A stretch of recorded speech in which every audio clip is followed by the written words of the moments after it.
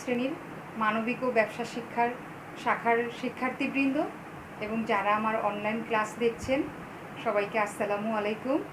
আমি মোসাম্মদ আয়েশা আক্তার, সহকারী অধ্যাপক, অর্থনীতি বিভাগ, ঢাকা কলেজে কর্মরত আছি।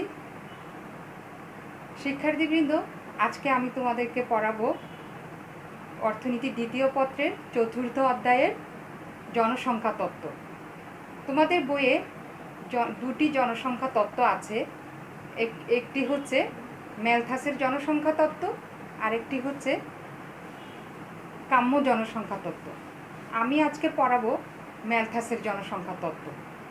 ম্যালথাসের জনসংখ্যা তত্ত্বকে আমরা এই 6টি ধাপে আমরা ব্যাখ্যা করব। এখানে আমি বলে রাখছি যে অর্থনীতিতে আমরা যে কোনো তত্ত্বই 6টি ধাপ আমরা মেনটেন করে থাকি, 6টি ধাপ আমরা পড়ে থাকি। আজকেও তার ব্যতিক্রম নয়। আমরা প্রথমে হলো ম্যালথাসের জনসংখ্যা তত্ত্বে আমরা প্রথমে হলো ম্যালথাস এই তত্ত্বটির প্রবক্তা কে সেটা জানবো।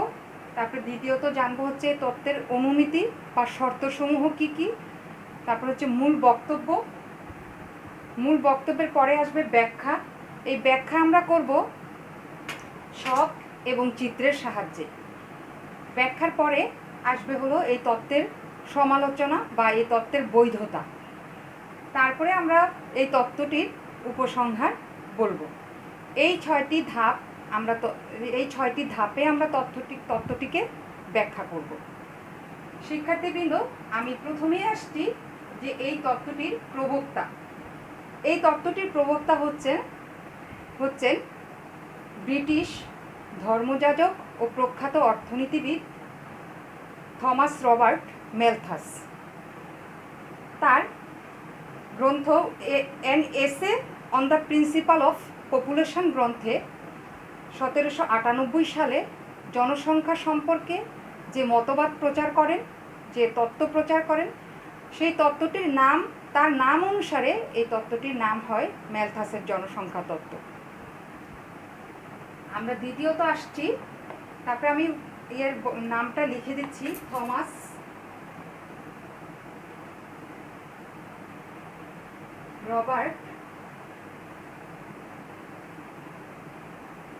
Robert Malthus. এই তত্ত্বের প্রবক্তা হচ্ছেন থমাস রবার্ট ম্যালথাস এবং তিনি কত সালে এই তত্ত্বটি দেন? 1798 সালে। তার বইয়ের নাম হচ্ছে অ্যান এসে অন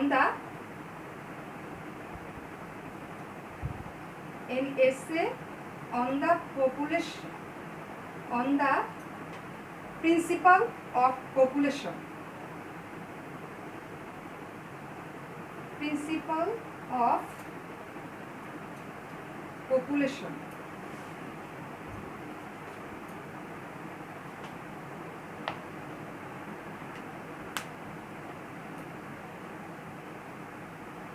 আমরা দ্বিতীয়ত আসছি যে তাহলে আমরা প্রবক্তা জেনে গেলাম যে এই তত্ত্বের প্রবক্তা হচ্ছেন থমাস রবার্ট ম্যালথাস।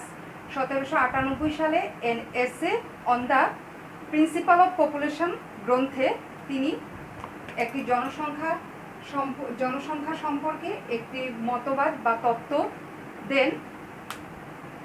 সেই তত্ত্বটি, তার নাম অনুযায়ী তত্ত্বটি ম্যালথাসের জনসংখ্যা তত্ত্ব নামে পরিচিত। এখন আমরা দ্বিতীয়ত আসছি যে অনুমিতি। এই তত্ত্বটির অনুমিতি বা শর্তগুলো কি কি? অনুমিতি বা শর্ত হচ্ছে, ম্যালথাস মনে করেন যে একটি দেশের জনগণ জীবন ধারণের জন্য খাদ্যের উপর নির্ভরশীল, তবে এই খাদ্যের যোগান হচ্ছে সীমিত এবং এই খাদ্যের যোগান সম্পূর্ণই আসবে কৃষি খাত থেকে এবং কৃষি উৎপাদনের জন্য কৃষি জমির পরিমাণ স্থির ও নির্দিষ্ট এবং কৃষির উৎপাদন কৌশল সেটিও নির্দিষ্ট বা স্থির থাকবে এবং কৃষিতে যে উৎপাদন বৃদ্ধির হার সেটি হচ্ছে ক্রমহ্রাসমান প্রান্তিক উৎপাদন বিধি প্রযোজ্য। প্রিয় শিক্ষার্থীবৃন্দ, এখানে একটি কৌশলগত শব্দ এসেছে, সেটি হলো ক্রমহ্রাসমান প্রান্তিক উৎপাদন বিধি প্রযোজ্য কৃষিতে। ক্রমহ্রাসমান প্রান্তিক উৎপাদন বিধি এই কথাটির সাথে, এই বিধির সাথে তোমরা পরিচিত আছো প্রথম পত্রের, অর্থনীতি প্রথম পত্রে তোমরা এটি পড়েছ। সেটি হচ্ছে কি, যে হারে উৎপাদনের উপকরণ নিয়োগ করা হবে সে হারে উৎপাদনের পরিমাণ বাড়বে না, তার চেয়ে কম হারে উৎপাদনের পরিমাণ বাড়বে। অর্থাৎ ক্রমহ্রাসমান প্রান্তিক উৎপাদন বিধি হচ্ছে কৃষিতে যে হারে উপকরণের পরিমাণ নিয়োগ করা হবে সে হারে, তার চেয়ে কম হারে উৎপাদনের পরিমাণ বাড়বে। এটা হচ্ছে আমাদের কৃষিতে ক্রমহ্রাসমান প্রান্তিক উৎপাদন বিধি প্রযোজ্য। এইসব অনুমিতি বা শর্তের সাপেক্ষে আমরা ম্যালথাস তার মূল বক্তব্যটি বলেছেন, সেটি হচ্ছে কি, যে অর্থনীতিতে বা প্রত্যেকটি দেশেই প্রত্যেক 25 বছরে জনসংখ্যা বাড়বে জ্যামিতিক হারে এবং খাদ্য উৎপাদন বাড়বে গাণিতিক হারে। জনসংখ্যা বাড়বে জ্যামিতিক হারে এবং খাদ্য উৎপাদন বাড়বে গাণিতিক হারে। প্রিয় শিক্ষার্থীবৃন্দ, আমরা মূল বক্তব্যটি আমরা দুইটি বলেছি, যে প্রথমে হলো কি, প্রত্যেকটি দেশে প্রত্যেক 25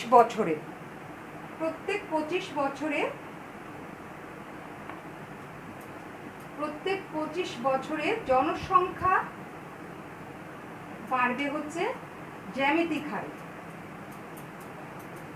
যতে জনসংখ্যা যতে জ্যামিতিক হার।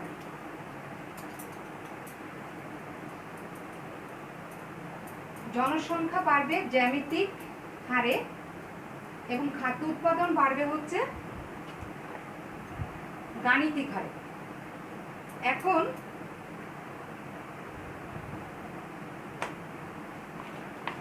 জনসংখ্যার জ্যামিতিক হার এবং গাণিতিক হার বলতে কি বোঝায় সেটা আমরা একটু লেখার চেষ্টা করছি। তো আমাদের মূল বক্তব্যটি কি? মূল বক্তব্যটি সাধারণত দুটি বা তিনটি সেন্টেন্সের বেশি হয় না। তো আমরা এই ক্ষেত্রে আমরা খুব সংক্ষেপে যদি মূল বক্তব্যটি বলি, সেটা হলো কি, প্রত্যেক দেশ প্রত্যেক 25 বছরে জনসংখ্যা বাড়ে জ্যামিতিক হারে, খাদ্য উৎপাদন বাড়ে গাণিতিক হারে। সুপ্রিয় শিক্ষার্থীবৃন্দ, এখন আমরা জ্যামিতিক হার বলতে ম্যালথাস কি বুঝিয়েছেন এবং গাণিতিক হার বলতে ম্যালথাস কি বুঝিয়েছেন আমরা সেটি একটু ব্যাখ্যা করার চেষ্টা করি। জ্যামিতিক হার হচ্ছে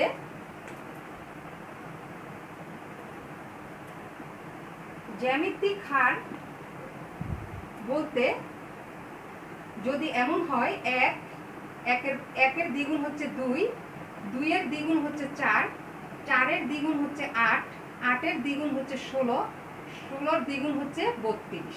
এইভাবে জনসংখ্যা বাড়ে। এবং গাণিতিক হার হচ্ছে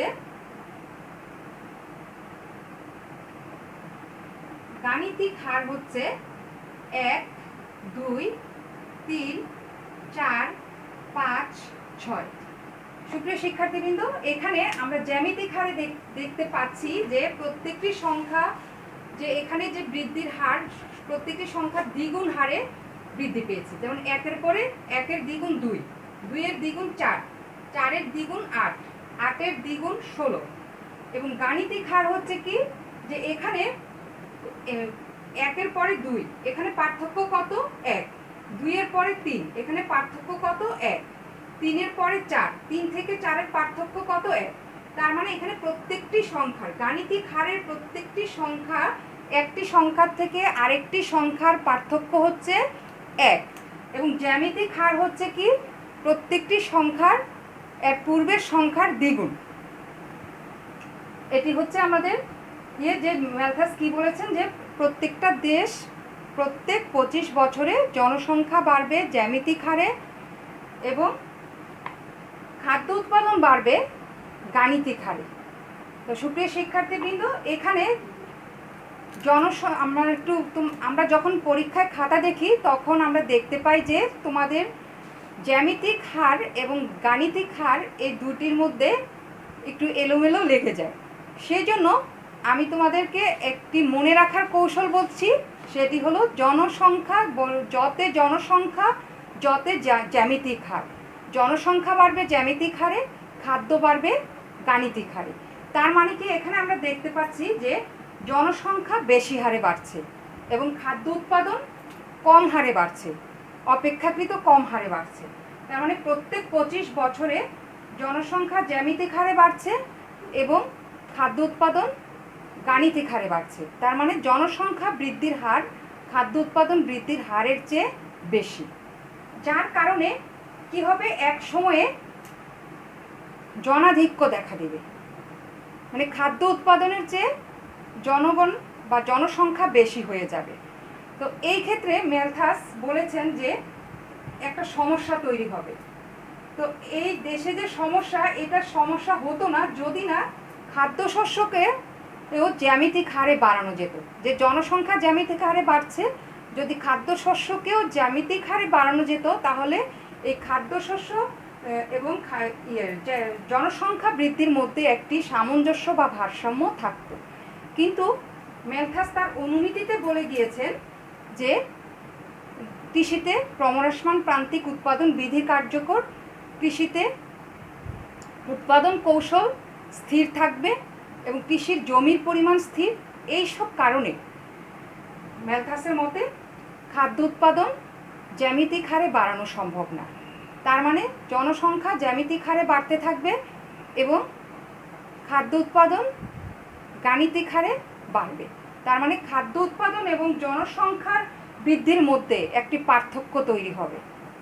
জনসংখ্যা বেশি হারে বাড়বে, খাদ্য উৎপাদন তার চেয়ে কম হারে বাড়বে। এই বিষয়টিকে আমরা এখন ব্যাখ্যায় আসি। যে এই যে আমরা লিখেছিলাম ব্যাখ্যা, এই বিষয়টিকে আমরা একটি উদ্দীপকের আশ্রয় নিয়ে আমরা ছক এবং চিত্রের মাধ্যমে ব্যাখ্যা করতে পারি। তো আমি ব্যাখ্যা করার জন্য আমি উদ্দীপক হিসেবে কাল্পনিক সাল এবং কাল্পনিক হার ব্যবহার করছি।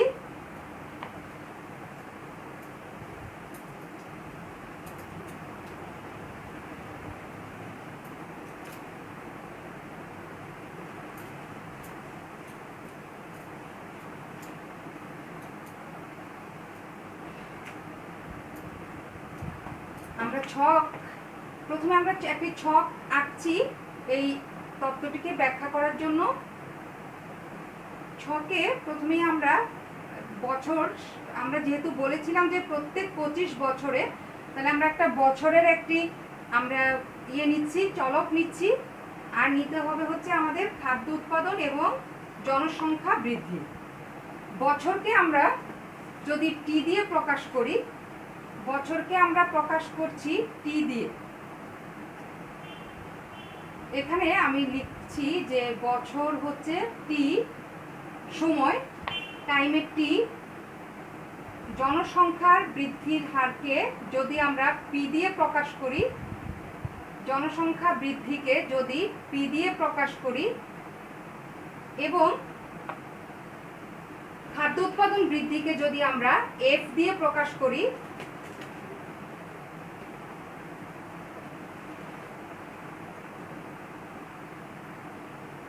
খাদ্য উৎপাদন বৃদ্ধিকে আমরা এফ দিয়ে প্রকাশ করি, তাহলে আমাদের ছকটিকে আমরা উপস্থাপন করতে পারি এভাবে যে বছর হলো টি, জনসংখ্যা হচ্ছে পি, জনসংখ্যার বৃদ্ধির হারকে আমরা পি দিয়ে প্রকাশ করছি, খাদ্য উৎপাদন বৃদ্ধিকে আমরা এফ দিয়ে প্রকাশ করছি। তাহলে আমাদের যে ছকে আমরা ম্যালথাসের জনসংখ্যা তত্ত্বকে ব্যাখ্যা করতে চেয়েছিলাম সেটি আমরা করতে পারবো। তো এখানে আমরা বলেছিলাম যে প্রত্যেক 25 বছরে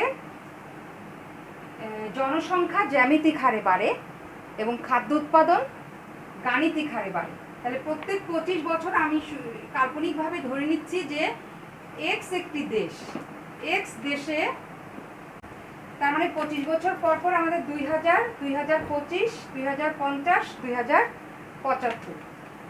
এখানে জনসংখ্যা কে আমরা কি বলেছিলাম যে জনসংখ্যা যদি 1 গুণ হয়, 2000 সালে যদি 1 গুণ হয় তাহলে 2025 সালে কত হবে জ্যামিতিক হারে? 1 এর দ্বিগুণ হচ্ছে 2, 2050 সালে 2 এর দ্বিগুণ হচ্ছে 4, 2075 সালে 4 এর দ্বিগুণ হচ্ছে 8।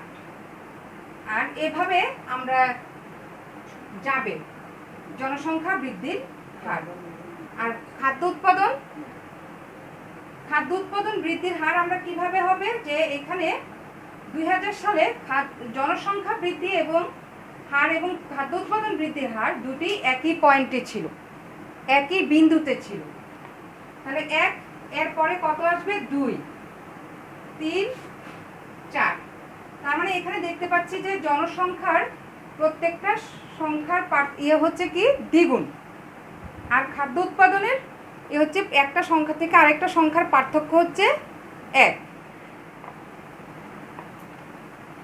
তাহলে এখানে আমরা কি দেখতে পাচ্ছি যে প্রথম 25, এই ছকটিকে যদি আমরা বিশ্লেষণ করি তাহলে আমরা কি দেখতে পাই? এই আমরা উদ্দীপকের দেশ অনুযায়ী আমাদের যদি সৃজনশীল প্রশ্নে আমাদেরকে বলা হয় যে এই উদ্দীপকের এক্স দেশের খাদ্য উৎপাদন এবং জনসংখ্যা বৃদ্ধির একটি ছক দেওয়া আছে, এই ছকে সম্পর্কে তুমি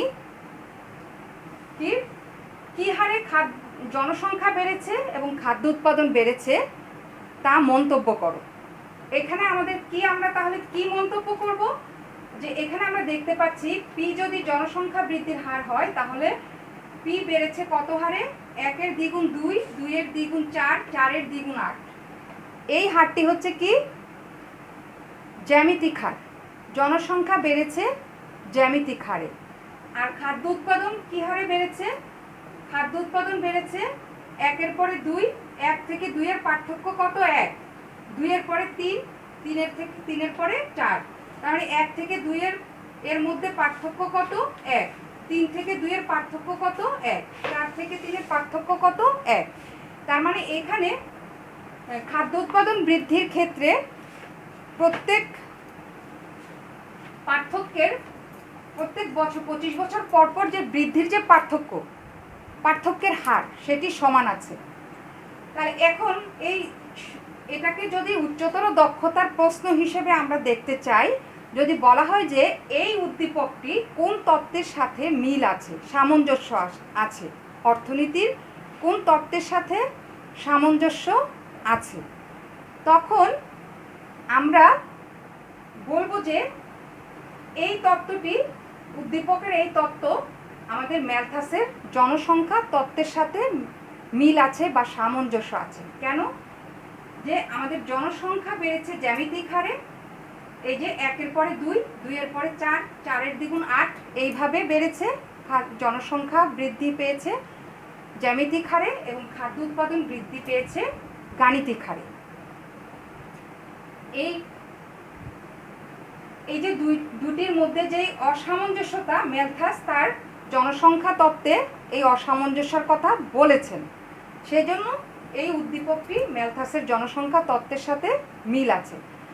যদি এই উদ্দীপকটিকে আরও অন্যভাবে প্রশ্ন আসতে পারে, সেটা হচ্ছে কি, এই উদ্দীপকটিকে যদি চিত্রের মাধ্যমে দেখানো হয় এবং অথবা জনসংখ্যা বৃদ্ধি এবং খাদ্য উৎপাদন বৃদ্ধির মধ্যে যে পার্থক্য, এই পার্থক্যকে চিত্রের মাধ্যমে দেখাও, তাহলে এটিকে যদি আমরা দেখাতে যাই তাহলে আমরা একটি চিত্র উপস্থাপন করি। এই ছকটিকে ব্যবহার করে আমরা চিত্র আঁকি। প্রিয় শিক্ষার্থীবৃন্দ, আমি এই ছকটিকে একটু মোছার প্রয়োজন হয়েছে। আমি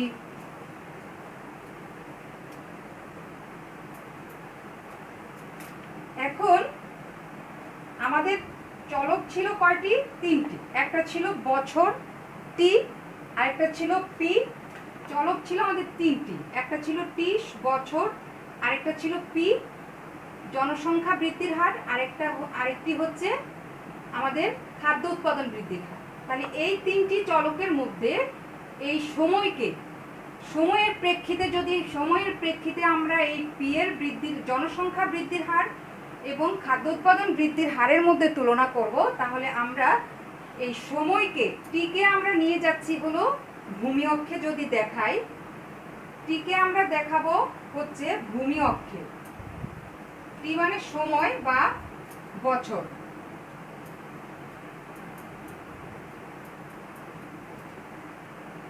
এবং আমাদের তার লম্ব অক্ষে আমরা কি কি দেখাবো, এফ এবং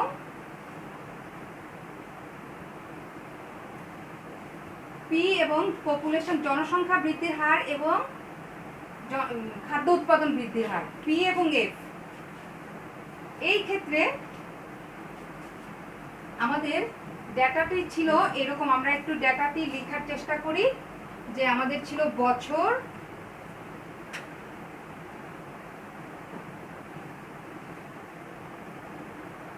ছিল আমাদের, এবং ছিল পি ছিল, এফ ছিল। আমাদের বছর ছিল 2000, 2025, 2050 আর 2075। এখানে ছিল আমাদের 1, 1, 2, 2, এখানে 2 এর দ্বিগুণ হচ্ছে 4, এখানে হচ্ছে 3। এইভাবে আমরা কন্টিনিউশন দিয়ে বুঝে নেব ডেটাটির ইয়ে। তো প্রথমে আমরা বছরের সাথে টি এর সাথে পি এর সম্পর্কটি আমরা চিত্রে দেখাই। তাহলে আমরা এখানে যদি ধরি যে 2025, এখানে যদি দেখাই 2050, সরি এখানে আমরা 2000 থেকে শুরু করব, আমি এখান থেকে 2000 থেকে শুরু করছি। 2000, তারপরে হলো 2025, 2050, 2075। আর লম্ব অক্ষে আমরা পি এর মানকে যদি দেখাই, পি এর মান আমাদের সর্বোচ্চ ছিল ইয়েতে ছকে আমাদের 8 পর্যন্ত। আমাদের এখানে অবশ্যই আমাদের 8 পর্যন্ত আমরা এই লম্ব অক্ষে দাগাঙ্কিত করতে হবে। আমরা এখানে নিলাম হচ্ছে 2, 4, 6, 8। এখানে আমাদের তাহলে 2000 সালে আমাদের জনসংখ্যা বৃদ্ধির হার কত ছিল? 2000 সালে আমাদের জনসংখ্যা বৃদ্ধির হার ছিল 1। তাহলে আমরা এই যে এ বিন্দুটি পাবো,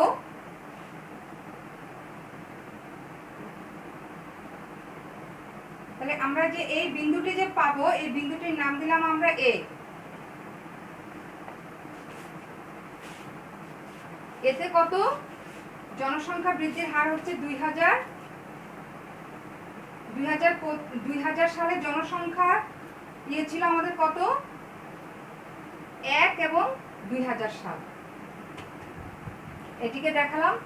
তারপরে আমাদের 2025 সালে আমাদের কত জনসংখ্যা, পি এর মান কত, এটি এবং এটি। পি এর মান হচ্ছে 2025-এ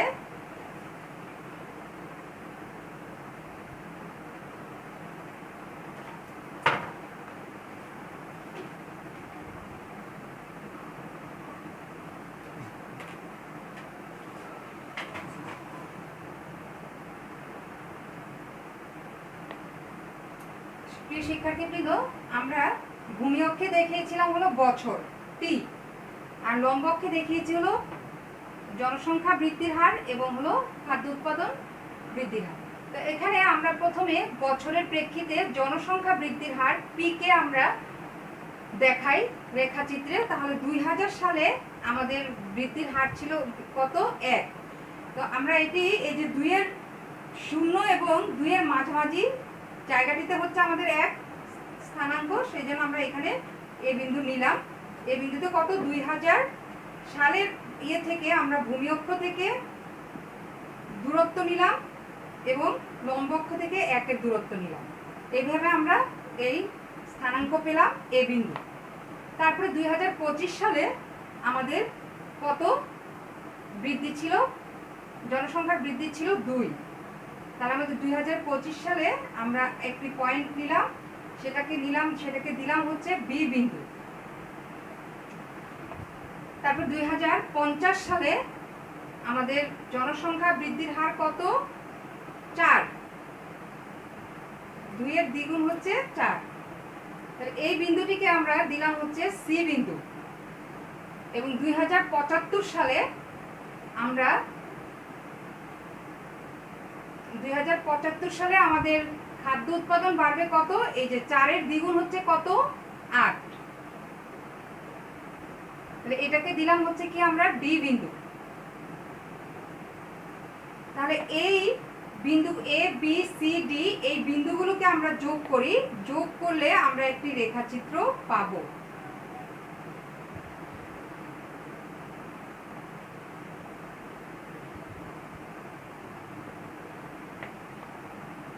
এই রেখাচিত্রটি কিসের রেখাচিত্র?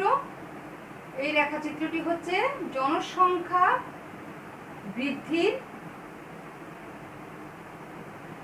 হারের রেখাচিত্র। তাহলে এই রেখাটির আমরা যদি আকৃতি বিশ্লেষণ করি তাহলে আমরা কি দেখতে পাই? যে এই রেখাটি ডান দিকে ঊর্ধ্বগামী। এখন আমরা আসছি যে এই বছরের প্রেক্ষিতে খাদ্য উৎপাদন বৃদ্ধির হার কে যদি আমরা দেখাই, তাহলে প্রথমেই আমরা 2000 সালের প্রেক্ষিতে খাদ্য উৎপাদন কত? 1। তার মানে এই এ বিন্দুটিরই আমাদের এই এডেস বিন্দু দিয়ে আমি এই বিন্দুটিকে দেখাচ্ছি। তারপর 2025 সালে আমাদের খাদ্য উৎপাদন কত? 2। এই বিদেশ বিন্দু দিয়ে, তার মানে কি এ এবং এডেস বিন্দু একই এবং বি এবং বিদেশ বিন্দু একই। কারণ কি? যে প্রথম 25 বছর আমাদের খাদ্য উৎপাদন এবং জনসংখ্যা বৃদ্ধির হার একই ছিল। আমি আবারও বলছি যে এখন এই যে আমরা খাদ্য উৎপাদন বছরের প্রেক্ষিতে খাদ্য উৎপাদনের বৃদ্ধিকে আমরা দেখাচ্ছি। যে বছর 2000 সালে খাদ্য উৎপাদন ছিল 1, বৃদ্ধির হার ছিল 1। তারপর 2025 সালে খাদ্য উৎপাদন বৃদ্ধির হার হলো কত? 2। তাহলে এখানে আমাদের এই 2000 সালে আমরা দেখেছি এডেস বিন্দু দিয়ে আমরা এই বছরের প্রেক্ষিতে খাদ্য উৎপাদনকে দেখিয়েছি, এবং 2025 সালে বিদেশ বিন্দু দিয়ে আমরা খাদ্য উৎপাদনকে দেখিয়েছি। এখন আমরা দেখতে পাচ্ছি যে এ এবং এডেস বিন্দু একই, বি এবং বিদেশ বিন্দু একই। কেন? যে আমরা ছকেও দেখতে পেয়েছি প্রথম 25 বছর খাদ্য উৎপাদন এবং জনসংখ্যা বৃদ্ধির মধ্যে কোনো পার্থক্য ছিল না। খাদ্য উৎপাদন এবং জনসংখ্যা বৃদ্ধির হারের মধ্যে কি ছিল? ভারসাম্য ছিল। তার পরবর্তীতে 2050 সালে আমাদের কি হয়েছে? যে খাদ্য উৎপাদন কত হয়েছে? 3। তার মানে 2050-এ আমরা এই 2 এবং 4-এর মাঝামাঝি জায়গাটা হচ্ছে আমাদের কি? 3। এটাকে আমি দেখাচ্ছি সি ড্যাশ বিন্দু দিয়ে। এবং 2075 সালে আমাদের কত হবে? 2075 সালে আমাদের খাদ্য উৎপাদন বৃদ্ধি পাবে হচ্ছে 4। তাহলে এটাকে আমি ডি ড্যাশ বিন্দু দিয়ে উপস্থাপন করছি। এখন তাহলে আমরা কি দেখতে পাচ্ছি?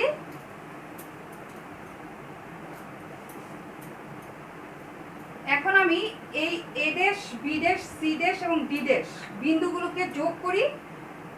যোগ করলে পরে আমরা যে রেখাটি পাবো এটি হচ্ছে কি? খাদ্য উৎপাদন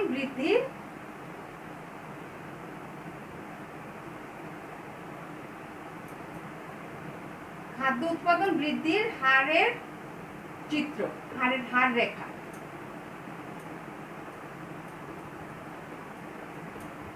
তাহলে এই চিত্র থেকে আমরা চিত্রের উপর কি মন্তব্য বিশ্লেষণ করতে পারি, যে এই চিত্রটিতে আমরা দেখতে পাচ্ছি যে 2000 থেকে 2025 সাল পর্যন্ত একই রেখাচিত্র দিয়ে জনসংখ্যা বৃদ্ধির হার রেখা এবং খাদ্য উৎপাদন বৃদ্ধির হার রেখা প্রকাশ পেয়েছে। কেন? প্রথম 25 বছর খাদ্য উৎপাদন বৃদ্ধির হার এবং জনসংখ্যা বৃদ্ধির হারের মধ্যে কোনো পার্থক্য ছিল না, কিন্তু তারপরে আমরা দেখতে পাচ্ছি যে খাদ্য উৎপাদন বৃদ্ধির হার রেখাটি কি জনসংখ্যা বৃদ্ধির হার রেখার মধ্যে একটি পার্থক্য তৈরি হয়েছে। 2050 সালে এই জনসংখ্যা বৃদ্ধি বেশি হারে হয়েছে, খাদ্য উৎপাদন বৃদ্ধির হার কম ছিল। তো এই পার্থক্যটি 2050 সালে কত? C dash. 2050 সালে আমাদের জনসংখ্যা বৃদ্ধি এবং খাদ্য উৎপাদন বৃদ্ধির মধ্যে পার্থক্য হচ্ছে কত? পার্থক্যের পরিমাণ হচ্ছে সি ড্যাশ। এবং 2075 সালে এই পার্থক্য বেড়ে দাঁড়িয়েছে কত? D dash. 2075 সালে এই পার্থক্য বেড়ে দাঁড়িয়েছে হচ্ছে ডি ড্যাশ। তার মানে কি আমরা বুঝতে পারছি যে যত সময় যাচ্ছে, যত সময় আগাবে, এই পার্থক্যের পরিমাণ আরও বাড়বে। এখন ম্যালথাস বলেছেন যে এই পার্থক্যকে কিভাবে নিরসন করা যায়, এই পার্থক্যকে কিভাবে মিটিগেট করা যায়, সেই সমাধানের পথও ম্যালথাস বলেছেন। এই সমাধানের পথ বলেছেন তিনি দুটি। সেটি হলো কি, যেহেতু এখানে বলছি যে আমাদের ম্যালথাস আগেই আমি উল্লেখ করেছি যে ম্যালথাস বলেছেন যে খাদ্য উৎপাদন বৃদ্ধি করা সম্ভব না, যেহেতু কৃষি জমি স্থির, কৃষি উৎপাদন কৌশল স্থির এবং কৃষিতে প্রান্তিক উৎপাদন বিধি কার্যকর। সেই জন্য কি কৃষির খাদ্য উৎপাদন বৃদ্ধি সম্ভব না। তার মানে কি ম্যালথাস জনসংখ্যাকে নিয়ন্ত্রণের কথা বলেছেন। জনসংখ্যাকে যদি কমিয়ে এই খাদ্য উৎপাদন রেখার বরাবর আনা যায় তাহলে এই পার্থক্যটি নিরসন হবে। তাহলে জনসংখ্যাকে কিভাবে নিয়ন্ত্রণ করা যায় বা জনসংখ্যা কিভাবে কমে জনসংখ্যা এবং খাদ্য উৎপাদনের মধ্যে কোনো পার্থক্য থাকবে না বা ভারসাম্য বিরাজ করবে, সেই ব্যবস্থার কথা বলেছেন হলো কি, দুইটি ব্যবস্থার কথা বলেছেন। একটি হচ্ছে কি প্রতিরোধমূলক ব্যবস্থা, আরেকটি হলো প্রাকৃতিক নিরোধ।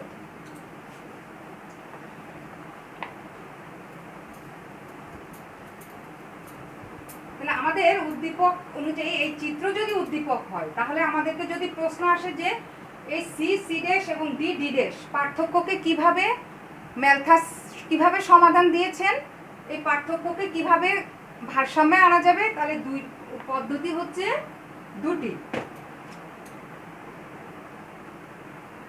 ম্যালথাস তার দুটি পদ্ধতির কথা বলেছেন। একটা হলো দুটি পদ্ধতি হলো জনসংখ্যাকে ঘিরে।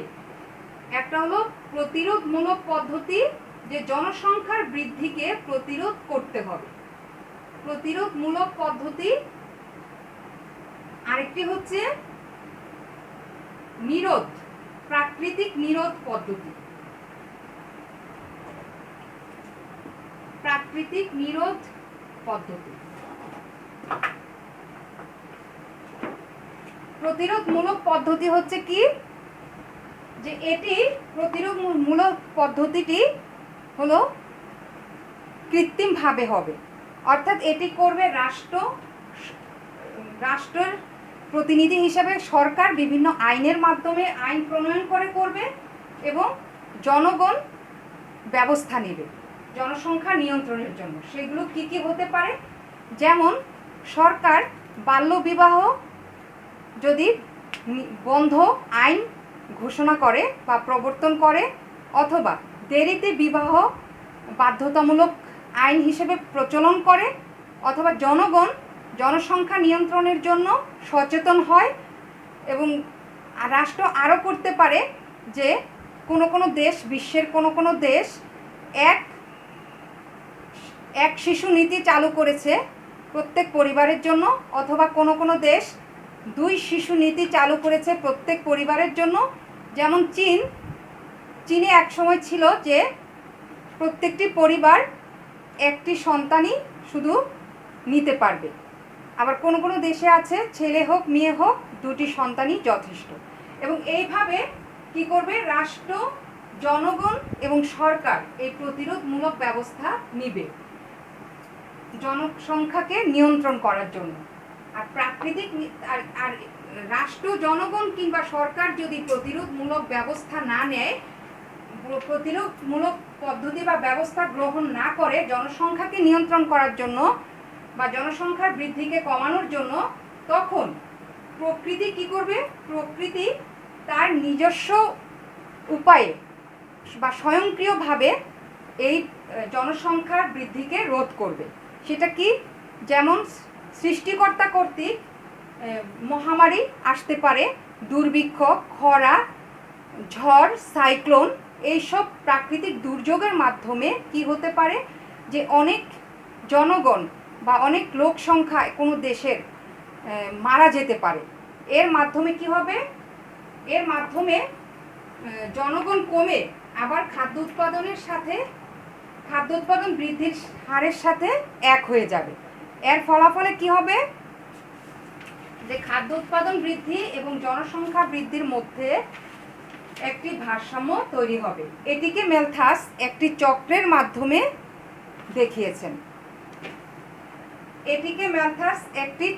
মাধ্যমে দেখিয়েছেন। এই চক্রটিকে বলা হয় কি? ম্যালথাসীয় চক্র।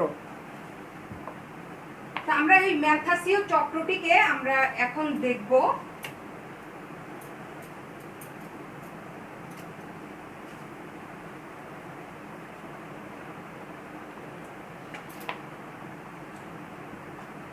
ম্যালথাসীয় চক্র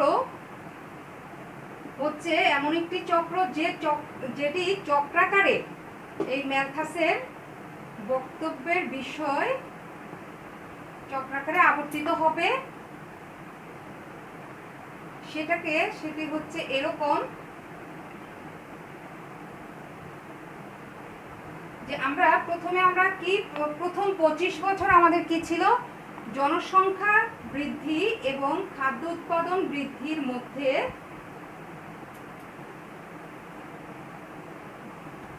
জনসংখ্যার বৃদ্ধি সমান ছিল খাদ্য উৎপাদন বৃদ্ধির হার।